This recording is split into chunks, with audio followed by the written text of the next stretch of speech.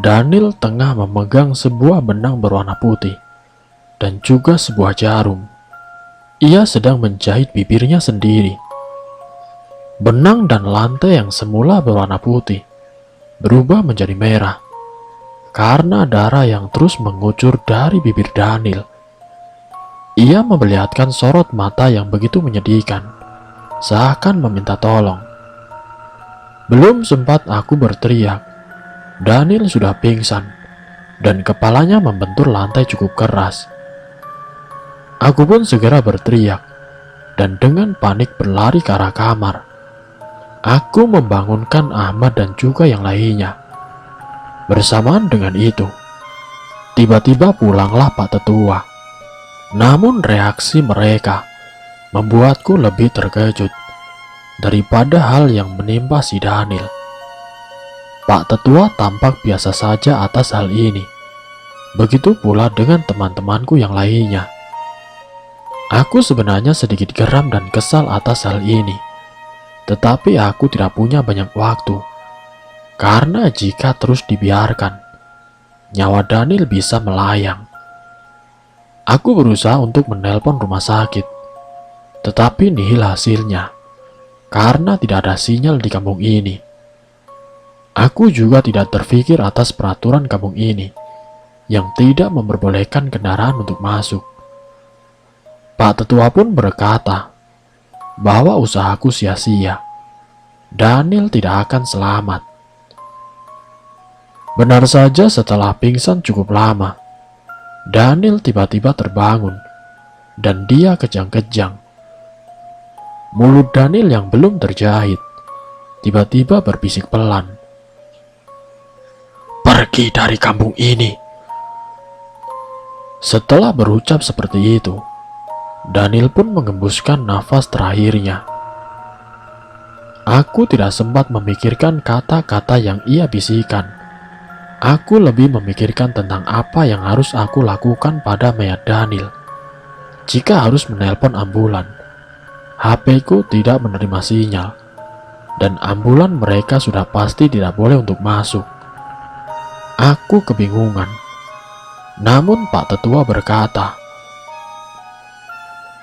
"Mayat temanmu akan dikuburkan di sini." Entah mengapa, aku seakan menurut kepada Pak Tetua.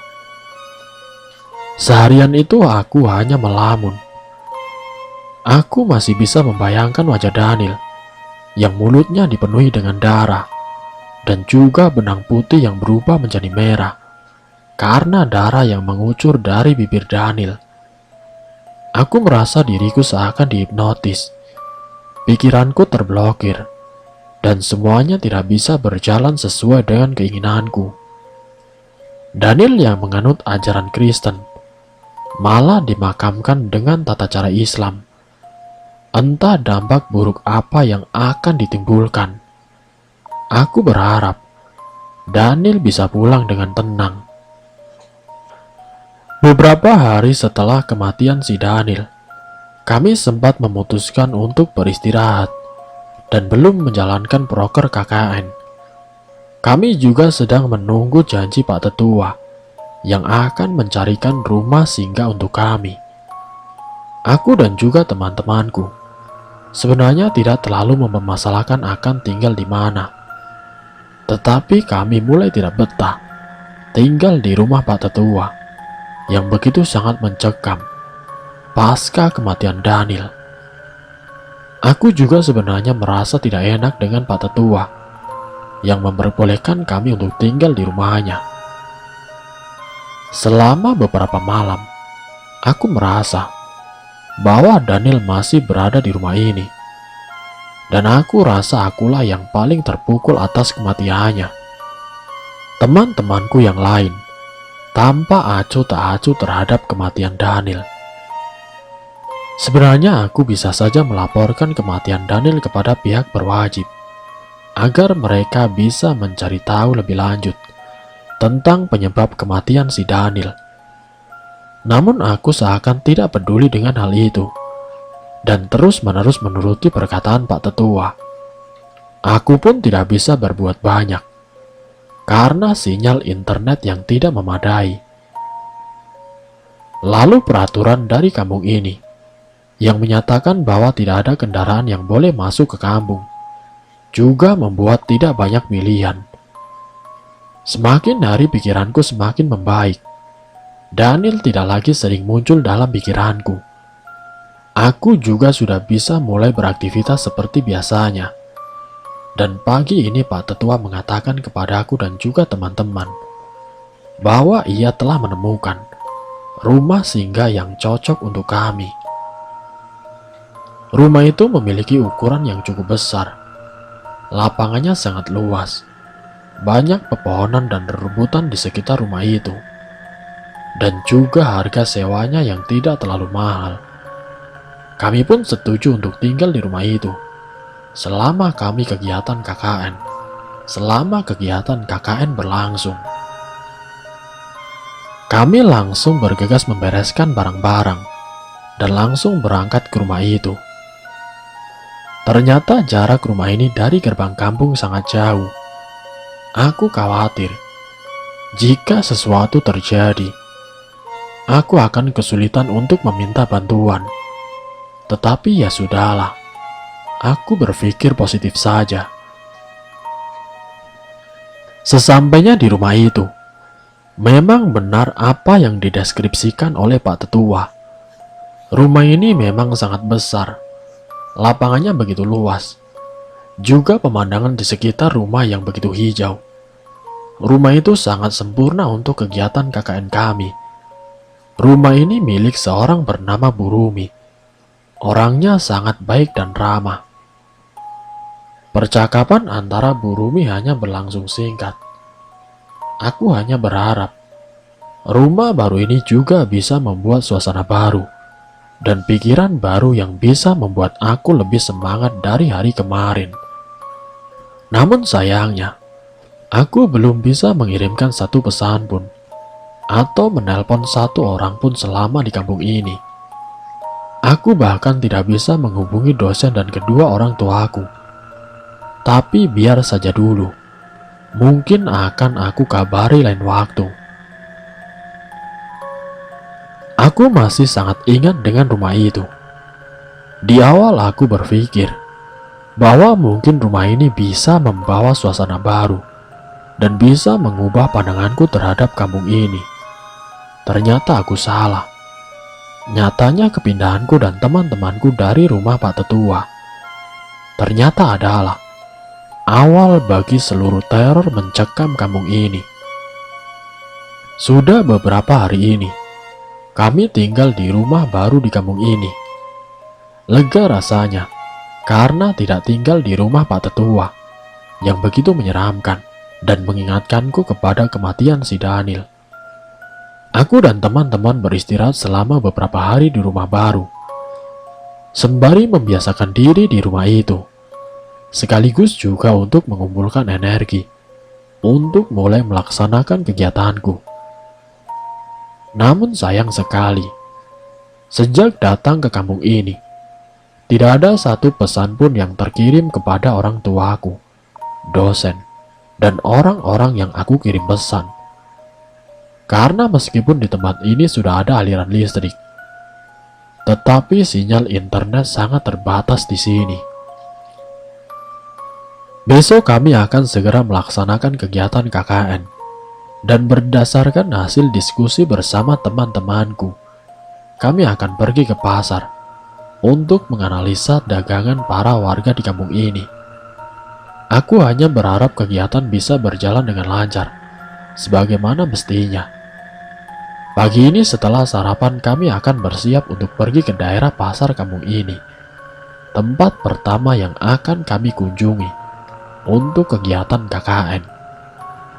Ya, seperti yang aku bilang malam hari tadi, aku hanya berharap kegiatan ini berjalan dengan lancar, karena aku khawatir kegiatan ini akan sulit terselesaikan jika aku dan juga teman-temanku terus mengulur waktu. Siang harinya kami telah tiba di pasar itu.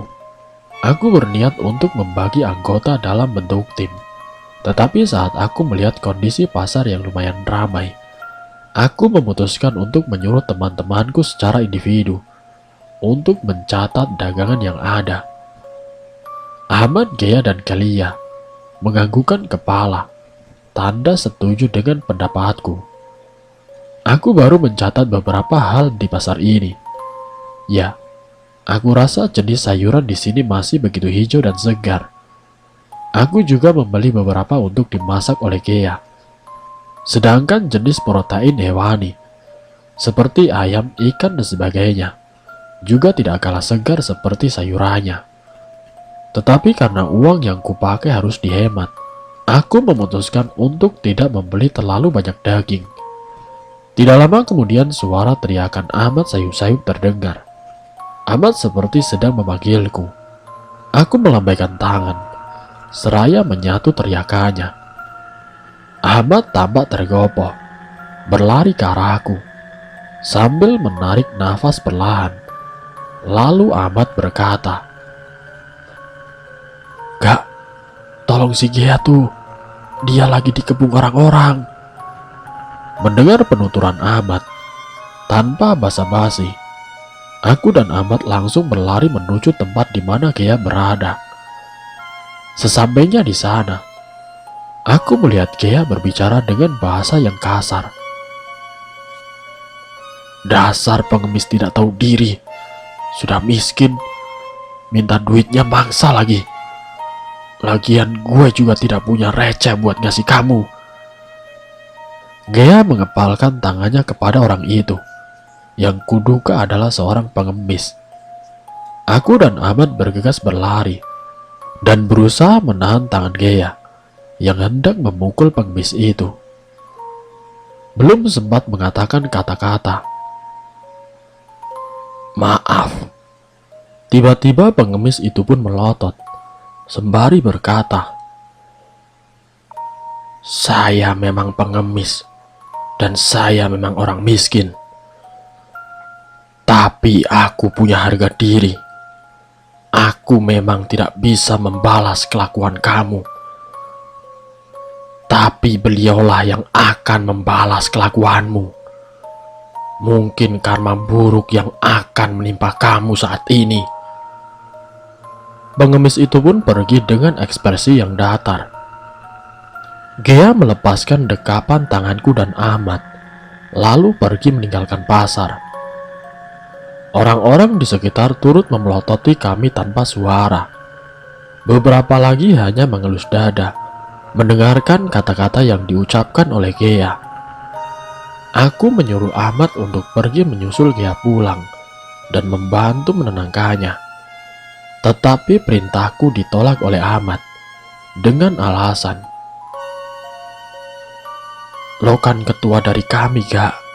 Seharusnya lo yang pergi pulang dan menasihati Gea. Toh ini juga tanggung jawab lo."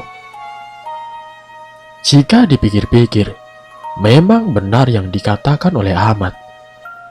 Meskipun dengan berat hati harus aku setujui hal itu. Aku menitipkan catatanku dan Gea pada Ahmad, agar ia yang menyelesaikan seluruhnya. Aku lalu bergegas pulang menyusul Gea ke rumah. Dan sejak hari itu juga, kejadian aneh tidak pernah berhenti menghampiriku dan juga teman-temanku. Sesampainya aku di rumah, aku bergegas pergi menuju kamar Gea. Tetapi Gea ternyata mengunci pintu. Aku mengetuk pintu dan berteriak agar Gea membiarkan aku masuk. Tidak dapat mendapatkan respon dari Gea. Aku pun menyerah. Kurasa Gea masih kesal atas kejadian barusan. Tetapi atas kejadian yang menimpa Gea, aku juga harus terkena getahnya. Suatu pagi Gea keluar dari kamarnya. Ia masih tampak murung dan berantakan. Saat itu Gea tiba-tiba menghampiriku, lalu berkata, "Angga, kaki gue rasanya mati rasa. Terkadang jadi tidak bisa digerakkan. Kira-kira gue harus apa ya?" Aku sedikit terkejut, Tetapi aku pun membalas, "Gea, ayo kita ke puskesmas dulu. Kalau dari sana tidak ada solusi, kita coba ke Pak Tetua saja." Dia pun mengangguk, tanda setuju. Sesampainya di puskesmas, Gea masuk ke ruang konsultasi. Setelah beberapa lama menunggu, ternyata pekerja di sana berkata bahwa keadaan Gea baik-baik saja. Namun keluhan Gea tidak dapat kuabaikan. Kami langsung bergegas pergi ke rumah Pak Tetua. Meski harus menahan lelah karena harus berjalan kaki, tetapi saat ini yang aku pikirkan adalah temanku. Sayang sekali, Gea mengeluh. Ia sudah tidak kuat berjalan, sehingga aku memutuskan untuk membawa Gea untuk pulang. Sesampainya di rumah, aku jadi teringat akan salah satu ilmu santet yang mendatangkan sebuah kutukan bagi korbannya. Menurut Pak Tetua, nama ilmu santet itu adalah karma buruk. Karma buruk adalah salah satu ilmu santet yang mendatangkan kutukan untuk seseorang. Karma buruk tidak akan bisa disembuhkan. Jika sudah mengenai target, maka karma buruk itu akan menarik jiwa korban secara perlahan dari raganya. Karma buruk ini akan masuk ke dalam bagian kaki, lalu lambat laun akan naik ke lutut, berpindah ke punggung, lalu ke leher, hingga ke bagian pangkal kepala.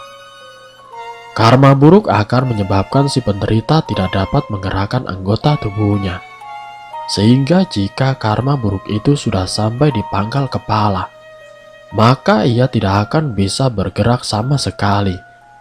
Ia hanya akan terbujur kaku, menunggu ajal menjemputnya. Mengingat gejala yang dikatakan Gea sebelumnya, aku jadi berburuk sangka. Mungkin saja Gea sedang tidak sakit, melainkan itu adalah santet kiriman dari pengemis yang Gea hina di pasar tadi. Keesokan harinya, Pak Tetua datang ke rumah kami.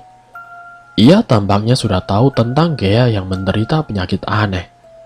Karena sejak kemarin, Gea tidak kunjung keluar dari kamarnya. Aku sebenarnya ingin mengajak Pak Tetua untuk melihat kondisi Gea. Tetapi pintu kamar Gea tampaknya dikunci dari dalam, sehingga kami hanya bisa mengobrol di ruang tamu saja. Lalu Pak Tetua pun berkata, "Dugaan kamu mungkin benar, Nak. Pengemis yang ditemui oleh temanmu mungkin adalah seorang dukun yang sedang menyamar. Kata-kata temanmu sepertinya membuat dia tersinggung." Aku pun terdiam sebentar, sembari berpikir. Lalu aku pun menjawab, "Lalu bagaimana? Apa yang harus saya lakukan, Pak?" "Tidak ada yang bisa dilakukan, Nak. Santet itu tidak bisa dilawan. Temanmu mungkin akan kehilangan jiwanya jika hanya dibiarkan saja. Saran Bapak, temui saja pengemis itu dan mintalah maaf atas nama temanmu." Aku hanya bisa mengangguk. Lalu Pak Tetua berpamitan untuk pulang, karena ia masih memiliki urusan. Aku berencana untuk mencari keberadaan pengemis itu, tetapi aku juga teringat pada proken KKN yang belum selesai dikerjakan. Aku pun lupa kepada pengemis itu. Sekitar pukul 2:30 dini hari, aku terbangun dari tidurku. Tanpa pikir panjang, aku langsung bergegas untuk bangun, mengambil air wudhu, dan segera melaksanakan sholat tahajud. Saat sedang berwudhu, aku merasa sedang diperhatikan oleh seseorang. Aneh, tetapi aku berpikir, mungkin itu hanya ada di pikiranku saja. Toh aku baru saja bangun tidur. Setelah selesai berwudu, aku langsung mengambil sajadah dan kain sarung. Aku pun melaksanakan sholat tahajud. Namun setelah selesai ruku pertama, aku mendengar seseorang di belakangku sedang mengucap takbir. Aneh sekali. Perasaanku aku tidak mendengar suara pintu dibuka. Lagi-lagi aku berpikir positif. Mungkin itu juga hanyalah khayalanku saja. Namun nyatanya tidak. Suara seseorang yang mengikutiku di belakang terus terdengar hingga aku mengucap salam. Aku menoleh ke belakang. Namun ternyata tidak ada siapapun. Aku menoleh ke depan. Dan aku sangat terkejut saat melihat sesosok perempuan memakai sebuah gaun tengah berdiri di hadapanku. Dia bukanlah Gea ataupun Kelia. Aku tidak berani menatap mukanya. Aku langsung membaca ayat kursi. Namun bacaanku terbata-bata. Allahu la ilaha illa huwal hayyul qayyum. Belum sempat melanjutkan, dia pun membaca ayat yang sama, dan bahkan ia lebih fasih dariku. Allahu la ilaha illa huwal hayyul qayyum. Perempuan itu terus membaca ayat yang sama, dengan nada mengejekku. Terdengar seperti berteriak. Setelah itu ia pun tertawa cekikikan. Ia memperlihatkan wajahnya yang sangat mengerikan. Wajahnya yang begitu amburadul. Mukanya dipenuhi dengan luka. Matanya berwarna putih tanpa pupil. Dan mulutnya mengeluarkan cairan hitam seperti darah. Tubuhnya juga dipenuhi luka tusukan. Membuat gaunnya yang semula berwarna putih berubah menjadi merah karena darah. Badanku terpaku tidak dapat bergerak. Mataku hanya bisa menatap wajahnya yang begitu mengerikan. Setelah itu ia pun membisikkan sesuatu. Pergi dari kampung ini. Jangankan berteriak. Untuk sekedar membuka mulutku saja, aku tidak bisa. Badan ini seperti mati rasa. Tidak lama kemudian, perempuan itu berhenti tertawa. Ia berganti berteriak dengan kencang. Telingaku rasanya akan pecah. Suaranya begitu nyaring. Sosok itu tiba-tiba berteriak kesakitan dan langsung pergi keluar dari kamarku. Seketika badanku kembali dapat bergerak. Keringat membasahi tubuhku. Aku tidak bisa tidur karena ketakutan. Setiap memejamkan mata, wajah perempuan itu akan muncul di kepalaku. Semalaman itu kuhabiskan dengan membaca Al-Quran, meski dengan terbata. Dan tidak lama setelah aku membaca Al-Quran, aku pun langsung ketiduran. Paginya aku langsung pergi untuk mandi, membersihkan tubuh yang sudah bersimbah keringat. Bayangan tentang perempuan itu sedikit menghilang dari pikiranku. Setelah mandi aku merapikan tempat tidurku dan membuka jendela kamar. Keanehan tampaknya tidak pernah berhenti. Saat aku membuka jendela kamarku, aku melihat sesuatu berwarna putih jatuh di depan jendelaku. Aku sontak terkejut, tetapi tanpa pikir panjang, aku langsung keluar untuk memeriksa. Saat mendekati tempat benda itu berada, aku mencium bau yang sangat tidak sedap. Ternyata bau tidak sedap itu berasal dari kain putih itu. Kain itu tampak tidak terlalu bersih, sedikit usang, dan di beberapa bagian tampak kotor seperti terkena tanah. Saat aku melihat lebih dekat, ternyata bentuknya lebih seperti tubuh seseorang. Kubalikan kain itu, dan begitu terkejutnya diriku saat melihat tubuh yang terbalut dalam kain putih itu. Ternyata itu adalah mayat si Daniel. Belakangan ini aku baru ingat, Daniel adalah seorang penganut Kristen, tetapi ia dikuburkan dalam tata cara Islam. Aku berteriak sejadi-jadinya saat melihat tubuh yang berbalut kain itu adalah temanku sendiri. Aku segera memanggil teman-temanku. Reaksi mereka pun sama kagetnya denganku. Aku langsung bergegas memanggil para warga agar membantuku untuk mengubur kembali mayat Daniel. Setelah mayat Daniel kembali dikubur, Pak Tetua pun menghampiriku dan lalu bertanya, "Apa yang sebenarnya terjadi?" Aku menceritakan kejadian semalam kepada Pak Tetua. Sejenak ia terdiam, dan tidak lama kemudian, ia menganggukkan kepala, tanda mengerti apa yang sedang terjadi. Ia pun kembali berkata, "Temanmu Daniel lah yang telah membantumu mengusir perempuan itu. Mayat temanmu yang muncul di dekat jendela kamarmu adalah pertanda bahwa ia masih belum pergi." Aku tidak sempat mengatakan bahwa Daniel adalah seorang penganut Kristen, sehingga pemakamannya yang mungkin membuat arwah Daniel tidak tenang.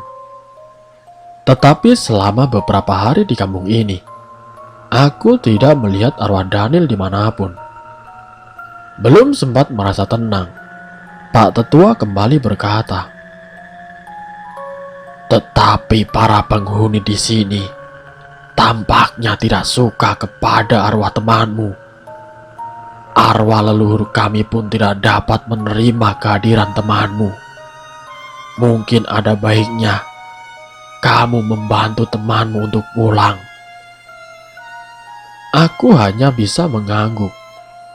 Apa yang dikatakan oleh Pak Tetua cukup masuk akal.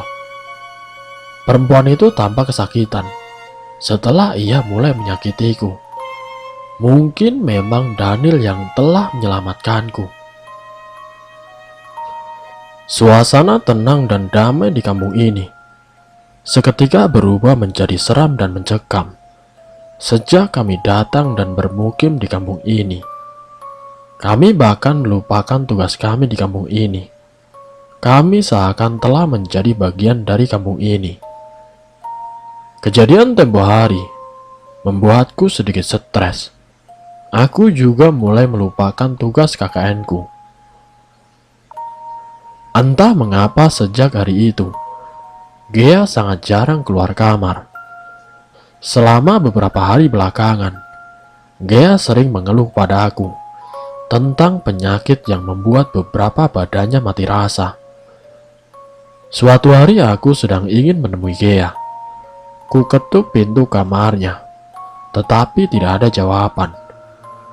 Aku pun sebenarnya cukup cemas, karena sudah beberapa hari ini Gea tidak pernah keluar kamar. Bahkan saat aku menemukan mayat Daniel, ia tidak pergi ke pemakaman.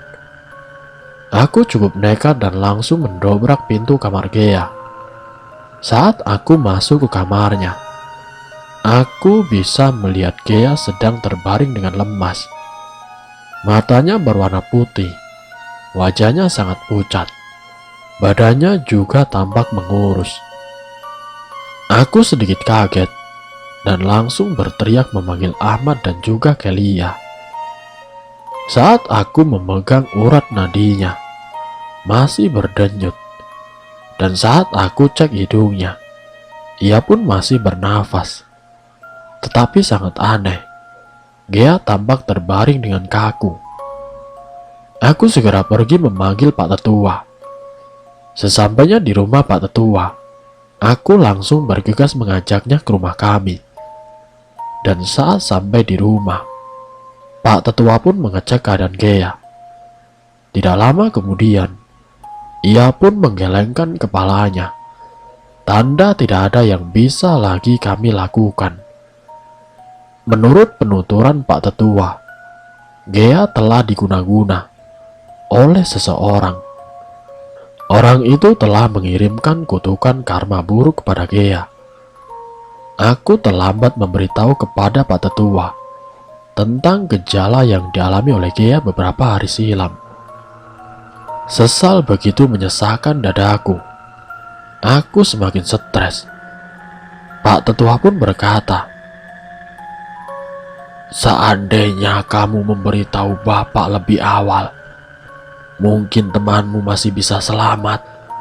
Tetapi jika sudah seperti ini, Bapak tidak bisa membantumu. Jiwa temanmu sudah terjebak di alam mereka, tetapi raganya tidak bisa pergi bersama jiwanya. Temanmu belum mati, tetapi jiwanya sudah tidak bersemayam lagi di raganya." Aku pun menangis. Gea telah pergi. Ini adalah yang kedua kalinya temanku pergi sejak datang ke kampung ini. Aku kembali menaruh curiga. Siapa yang telah mengirim kutukan itu kepada Gea?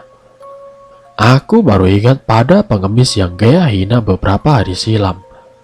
Mungkin dialah yang telah mengirim karma buruk itu kepada Gea. Awalnya aku berniat untuk mencari keberadaan pengemis itu. Tetapi aku semakin disibukkan dengan banyak tugas dan juga kegiatan yang belum aku selesaikan. Belum lagi masalah selanjutnya yang terus menimpa aku dan juga teman-temanku. Semakin membuatku melupakan pengemis itu.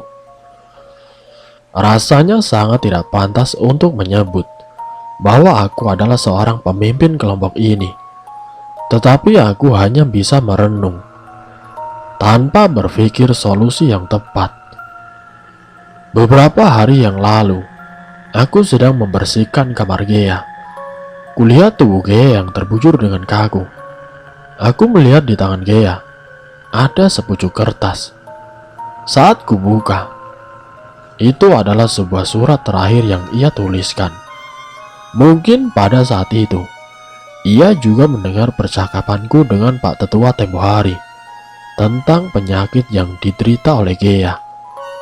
Tetapi karena kebodohanku, aku malah tidak mengizinkan Pak Tetua untuk melihat keadaan Gea. Sudahlah, tidak ada gunanya membahas itu lagi.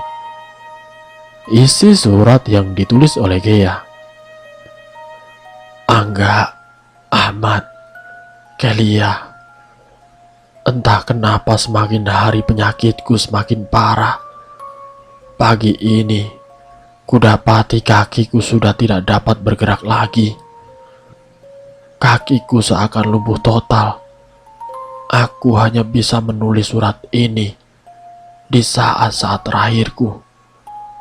Aku juga sebenarnya menyadari apa penyebab penyakit ini.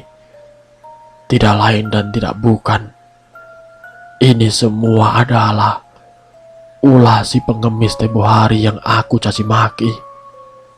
Tetapi aku tidak marah padanya. Aku merasa pantas apa yang telah kulakukan. Aku rasa kutukan karma buruk itu memang benar. Dan itu berarti hidupku sudah tidak lama lagi. Aku hanya ingin mengucap kata maaf. Maaf untuk keluargaku. Maaf untuk para sahabat dan juga teman-temanku. Dan maaf untuk seluruh orang yang pernah aku temui. Andaikan hanya dengan mengucapkan kata maaf saja bisa menyelesaikan masalah, aku pasti akan terus mengulanginya. Tetapi aku merasa kata maafku sudah tidak lagi berguna. Semuanya sudah terlambat. Sebelum seluruh jiwaku ditarik dari ragaku, aku memutuskan untuk mengurung diriku. Aku tidak ingin kalian melihat keadaanku. Biarkan saja tubuhku di sini, terbaring kaku, hingga ajal menjemputku. Seketika mataku menjadi panas. Air mata pun mengalir. Rasanya sangat sedih. ketika seseorang yang sangat kita sayangi pergi meninggalkan kita. Kuremas surat itu dan kusimpan di kamarku. Belakangan ini aku juga terpikir tentang Daniel. Mungkinkah benar Daniel sudah menjadi penjagaku? Sebutan untuk Daniel saat ini bisa dibilang adalah kodamku. Namun ini sangat tidak masuk akal. Semasa hidup antara aku dan Daniel tidak berteman akrab. Aku juga jadi teringat akan kata Pak Tetua.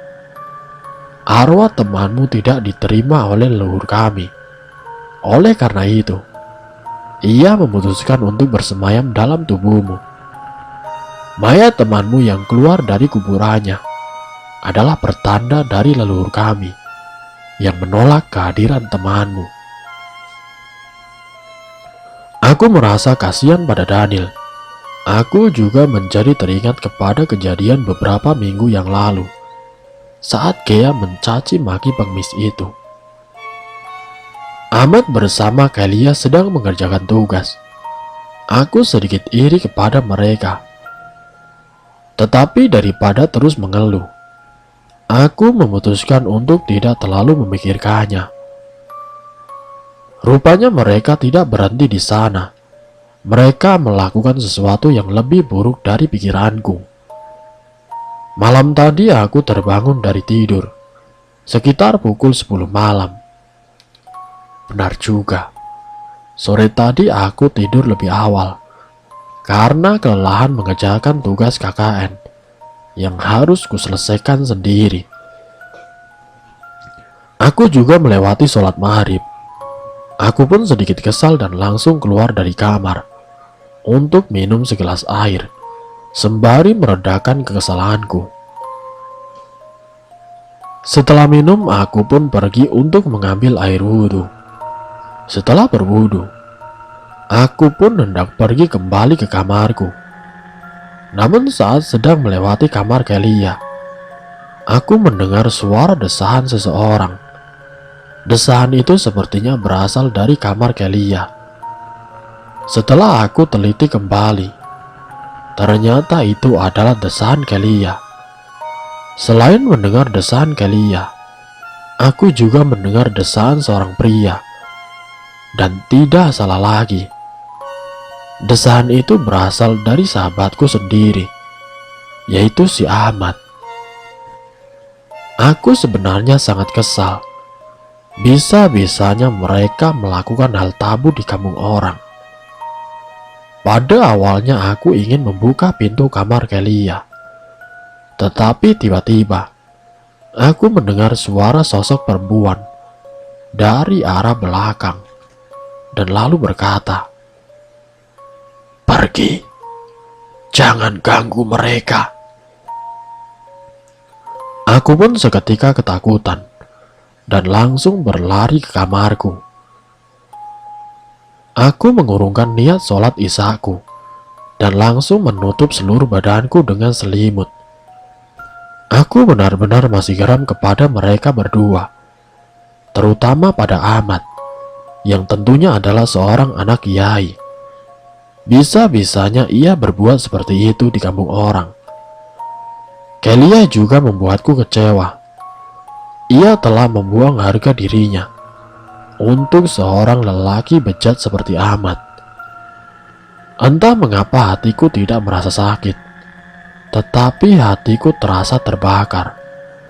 Hatiku berkobar dan terasa seperti menanam sesuatu, menanam benih-benih dendam. Aku tidak peduli dengan resiko yang akan menimpaku. Jika dendam itu bisa membuatku lebih tenang, maka aku rela menanam benih-benih dendam itu hingga berbuah. Aku tidak menyangka dengan Kelia, ia tidak sebaik yang aku kira. Ternyata ia juga hanya memakai kulit saja untuk melindungi isinya. Nyatanya Kelia sama saja dengan para pelacur di kota. Perbedaannya adalah para pelacur itu melakukan hal tabu untuk uang, Sedangkan yang Kelia lakukan saat ini adalah menyerahkan kesuciannya dengan seseorang yang belum resmi. Entah apalagi yang akan menghinggapi kepalaku. Mulai dari kematian Daniel, muncul hantu noni Belanda yang selalu mengikutiku setiap sholat, Gea yang raganya terbujur kaku, dan sekarang kedua orang temanku melakukan hal-hal di luar nalar. Aku begitu dendam kepada Ahmad. Ia telah merebut seseorang yang seharusnya menjadi milikku. Aku tidak peduli atas seluruh resiko. Sandekala. Bagi kalian kata ini mungkin terdengar asing. Sandekala pada dasarnya mirip dengan kata senjakala, yaitu waktu menjelang maghrib. Satu hari setelah kejadian, aku baru saja selesai membersihkan rumah. Setelah kepergian Gea, rumah ini sangat jarang dibersihkan atau sekedar disapu. Biasanya setelah membersihkan rumah, aku akan menghampiri kamar Ahmad dan Kelia untuk mengobrol tentang kegiatan KKN. Tetapi setelah kejadian kemarin, aku kehilangan selera untuk mengobrol dengan mereka. Aku pun langsung pergi ke kamarku. Kulihat jam di handphoneku sudah menunjukkan pukul 6 sore. Sudah mau maghrib. Dalam perjalananku ke kamar, aku melihat kamar Kelia dibuka. Biasanya sangat jarang Kelia membuka pintu kamarnya, karena kurasa ada sesuatu yang seharusnya tidak kami lihat. Aku pun mengintip ke dalam kamarnya. Kelia tampak sedang membawa handuk. Sepertinya ia akan mandi. Untuk sesaat aku hanya bersikap tidak peduli. Namun sebelum berjalan terlalu jauh, aku jadi ingat pada salah satu peraturan di kampung ini. Kalian tidak boleh melakukan aktivitas apapun pada saat sandekala, kecuali beribadah dan mengaji. Menurut leluhur kami, kutukan sandekala akan menghampiri orang yang melanggar peraturan ini. Aku pun langsung memutar balik arah dan langsung masuk ke kamar Kelia. Ia tampak terkejut karena aku masuk tanpa mengetuk pintu. Ia sedikit marah tentang itu, tetapi aku tidak terlalu peduli. Aku pun langsung bertanya kepada Kelia, "Lo mau ngapain, Kel?" Gue mau mandi nih. Badan gue sumpek. Soalnya baru bangun tidur." "Lo resek juga ya enggak? Masuk kamar orang tidak pakai ketuk pintu." "Ah, persetan dengan itu, Kel. Kamu tidak ingat peraturan dari Pak Tetua? Sandekala. Entar malam aja mandinya." Kamu percaya amat sama begituan? Kita sudah di abad 20-an, dan lo masih saja percaya yang begituan. Itu tidak lebih dari tahayul yang dikatakan oleh orang-orang bodoh, seperti si tua bangga itu. Ya, gue tahu itu cuma peraturan konyol, tetapi sebagai seorang pendatang, ada baiknya kita hormati saja peraturan itu. Jangan malah dilanggar. Entar yang ada malah... Belum selesai berbicara, Kelia langsung memotong. Bacot kamu gak? Dengar ya, lo memang ketua kelompok KKN ini, tetapi lo tetap tidak berhak untuk mengatur ini. Dan itu soal gue. Ngerti lo? Sudah, sekarang lo keluar dari kamar gue. Gue mau mandi. Aku pun keluar dari kamar Kelia dalam perasaan kesal. Belum pernah kulihat sikap menyebalkan Kelia semasa kuliah. Aku juga kesal karena diremehkan dalam menjadi ketua dalam kelompok ini. Aku sebenarnya hanya takut bagaimana jika kutukan sandekala itu benar-benar ada dan datang menghampiri Kelia. Aku hanya tidak ingin kehilangan teman-temanku.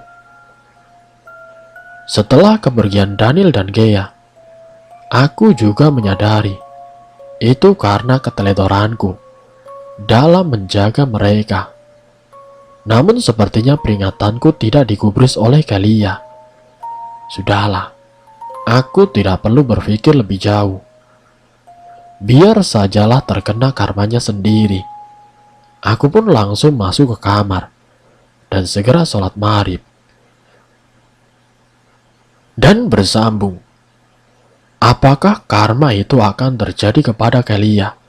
Nanti saya akan lanjutkan ke bagian yang berikutnya. Jadi untuk kalian, saya mohon tetap stay di channel ini. Wassalamualaikum warahmatullahi wabarakatuh.